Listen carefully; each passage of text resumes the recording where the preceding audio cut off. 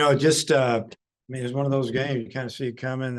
Wind blowing in pretty hard. It'd be hard to hit the ball over people's head, obviously the outfielder's head. And I think that, it took us a while to figure out, their starter. I felt like he threw the ball extremely well. He was throwing the ball hard and spotting up his breaking ball away from the right-handers. And I don't know if they expected him to go that long, but he got us to hit into a couple of double plays and just kept getting off the hook with 2 outs. We've been getting some of those hits. We really didn't get them today. Our runs today came more earlier in the innings for the most part. It seemed like, at least first few. Our pitchers, they threw strikes. We only walked 2 on the day, and you got to give Wright State credit, man. Those guys go up there and swing. Again, another experienced mid-major school that they know the strike zone. They make you pitch, and we maneuvered through it. But there were a lot of balls that were hit at people by both teams today. Feel good about obviously winning the series, but even better about winning all 3. Coach, with Adcock, it seemed like he picked up a little bit of juice in his last couple innings. I think he even touched 96 a couple times. Did you see something from it? Was that maybe just a situation, had some adrenaline, you're closing the game? Probably a little bit of both. I think they were hitting him, probably upset about it. So wasn't locating where he wanted to, or they were just hitting some good pitches. Might have been a little bit of both, but he did seem to get a little bit extra there in the 9th. And, it was, just a situation where he's one of the more experienced guys that we have. And, we really wanted him to face those right-handers in that last inning. Possibility for us going to a freshman lefty to get out those next 2 guys. So glad it worked out.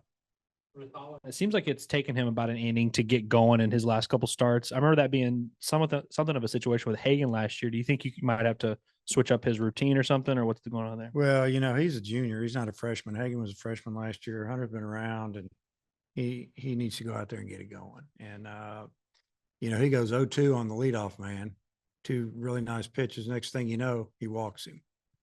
And that was really frustrating. And you got to give their leadoff man's good. I mean, he'll fight you. And if you throw him down the middle, he'll hit it. And that's about all he swings at until he gets a couple strikes on him first couple of times. Then he kind of sets you up and he'll jump you. Maybe in his 4th at bat, he'll go after that first pitch as you're thinking he's taken. So he did a good job all weekend. He had a great weekend here. Yeah. Speaking about Holland, what did you see from him in the later innings that he made him so efficient? I felt like he could throw his changeup towards the second half of the game better than he did the first half. It just seemed like he threw, a few of those in some clutch situations, some cutters as well. But he was around the plate all day. There really weren't a lot of bad misses or anything. It was just, they just kept fouling pitches off. They were tough to put away. You have the update on Cody Frank, or could you give us any insight on what it was that was bothering him? We couldn't really tell. Well, it's not his arm. It's about all I can tell you. I don't know anything yet. Galley committed the error that loaded the bases in the 8th, and then 2 pitches later, it hit right back to him. Looked like a similar play. What did you think of that sequence? Well, the first play was tougher than the second one. It was an in-between hop. He could have kind of done what I call 1 step up, 2 step back on the first one and just got an out. But in his mind, in our mind, we're looking for a double play there. If that ball stays in his glove, he steps on third and throws to first. And but it was a longer in-between hop. The second one was, like you said, kind of the same ball, but the ball was it stayed down better. And, it was a good play. I appreciate him not shying away from that second one. It wasn't like, oh, I kicked one, please don't hit it to me. He's probably thinking, hey, hit it to me. I'm going to give me another shot at this. And that's what I saw. Underrated play was the tag that Stovall applied on the runner in the 6th inning. Yeah, to me, it was a really good tag, really good throw. Peyton was a little late getting to the base. He's playing a little deep, so we'll talk about that a little bit. You got to give up something. They have runners on. You have to shorten up or, do whatever. Cut down on the distance between the covering infielder for sure and the base, and he was a touch late, but he caught it, tagged all at the same time. It was a great play. A week ago, you said something about, you needed some guys to step up on the mound, and you've had Carter step up and Adcock has looked better, led better, but then you also lose the two guys this week. Just how frustrating is that you Yeah. get some guys step up and you also lose some? Well, one reason I say we had to have some guys step up is because, we've had now 3 pitchers go down, one for the year, one for we don't know how long until probably tomorrow night. We're hoping it's, 5 or 6 weeks at the most.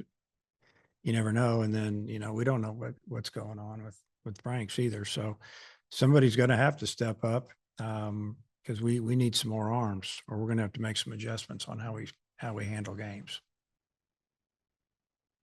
Chase Borfin just continues to be on a tear with 3 hits, 3 RBIs today. What more can you say about him?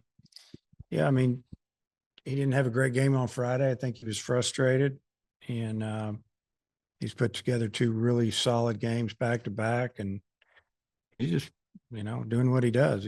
He doesn't try to hook balls. It just hit it where it's pitched, and he got him a fastball away and hit it into that wind, kind of got it to the side where it could get through it and take off a little bit. And I mean, that was a big swing for us right there. It gave us the lead.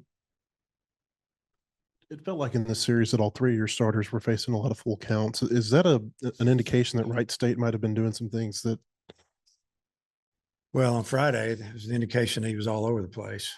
And then they fouled pitches off and I think he told you that. Yesterday, which I try to move on from, I don't really remember. Today, I thought they did a good job of fouling off pitches because I felt like Hunter was around the zone and, they just were hard to put away. And, like I said, maybe the 4th, 5th, and 6th started using that. I think he's commanded his changeup better in those innings than maybe he did early. That 2-base error in the 5th inning. How important do you think that was, just considering you hadn't scored to that point? Well, we were just looking for something to happen, and we kind of got rewarded there for just a bad play by the third baseman. I mean, he fielded the ball and then airmailed it. Got to give Callie credit. He hustled all the way down the line. Ran his, he didn't out, and I got jammed, and he was going to be a 5-3, and here we go. He got down the line, and that gave us opportunity to, I guess get tangled up with the first base a little bit, and then the ball got away, and there you go. So we needed a run. We were down. So I guess you could say that was a little bit of a momentum swing for us. Just overall with Wright State, I think they're now 2-8 on the year, but this is a team that's had a lot of success, a lot of returning pieces. Do you think this is a series that's going to age really well throughout the season when you look back? I think so. I told our players that, they've gone on the road for all their games, I think. And, they went 1-5 against the SEC, and they'll probably get into league play and win the league, coming first, second in the league, win the tournament. They can hit. They've got enough arms. They stay healthy that they're going to be fine. But they gave us a good challenge. All 3 of those games were actually better games than maybe the score ended up being. Too early to know about Faraday, what the injury was with him yesterday. Yeah, I don't know what it is. We don't know what it was. He doesn't have any tears or anything. He just little issues with some circulation or something is what I've gathered. Runs were a little bit hard to come by today, but your lineup's been pretty good so far through the first 11 games. How big has that been considering maybe the inconsistencies and injuries on the mound? It's been huge. The offense has been good. They've been finding ways to put together. It seems like most every game they put together what we call a cricket number inning where they're scoring 2, 3, 4 runs. But they've also had a lot of innings where we score 1 here, 1 there, and then we put you away with a big inning. And it has to do with plate discipline and, just making the other team work a little bit. Today, we did that, but we also put the ball in play and they kicked a couple. Okay.